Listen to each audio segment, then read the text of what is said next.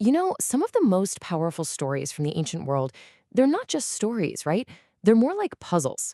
They give you a little scene that seems to make no sense at all, and it sticks with you because you just can't shake it. Well, today we're diving into one of those very puzzles. I mean, think about it. How could getting clean ever be a bad thing? We're always told that cleaning things up, purifying yourself, getting rid of bad habits, that's always a good thing. But what if there's a hidden catch? What if tidying up your life could actually leave you in a much worse spot than you were before? That's the mystery we're unpacking. Okay, so here's the puzzle itself, straight from the Gospel of Luke. When an unclean spirit goes out of a person, it finds the house swept and decorated. Then it goes and takes 7 other spirits, more wicked than itself, and the last state of that person is worse than the first. Swept, decorated, and somehow worse. Let's figure out what's going on here. So this isn't just some random old proverb. It's actually a parable from Jesus. And these things were designed to be a little cryptic. They're spiritual lessons wrapped up in these really weird, memorable stories. And just like with any good puzzle, the only way to solve it is to look at the clues one by one. Okay, so to crack this thing open, we really just need to focus on 3 key metaphors.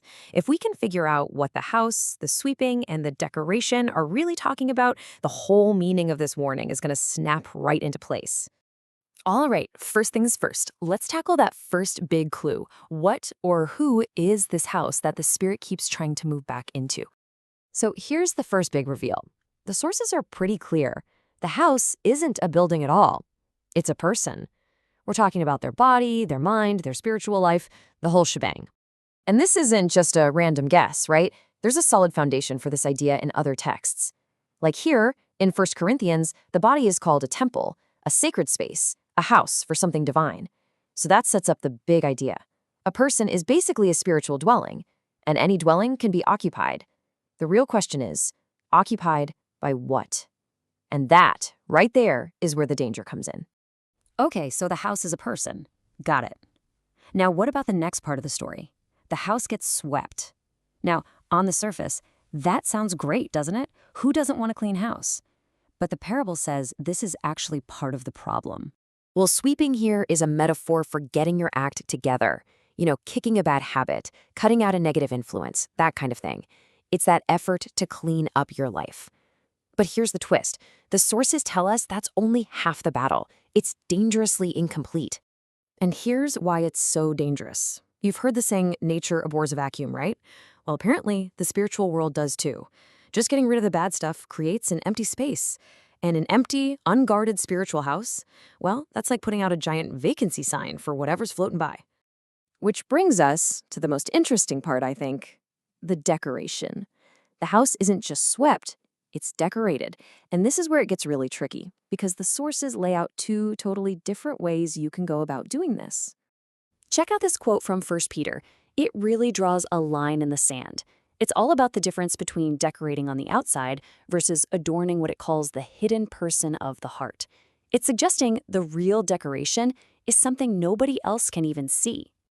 And this right here, this is the absolute heart of the parable's warning.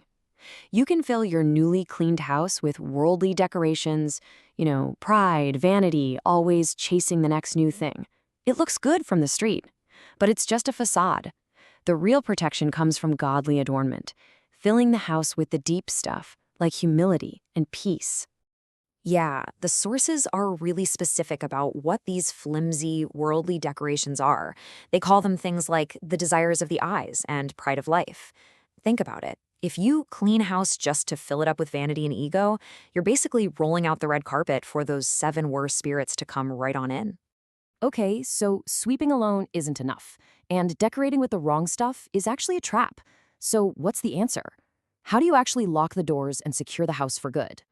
And here's the playbook, right from the source material. These are the true adornments. And notice, none of these are about how things look. It's all about building your inner life with things like compassion, kindness, humility, and love. These aren't just decorations. They're like the foundation and the load-bearing walls. They make the house strong. And that is the solution to the puzzle. The whole point of this strange story is a warning against a half-finished job. Getting rid of the bad, that's just step 1.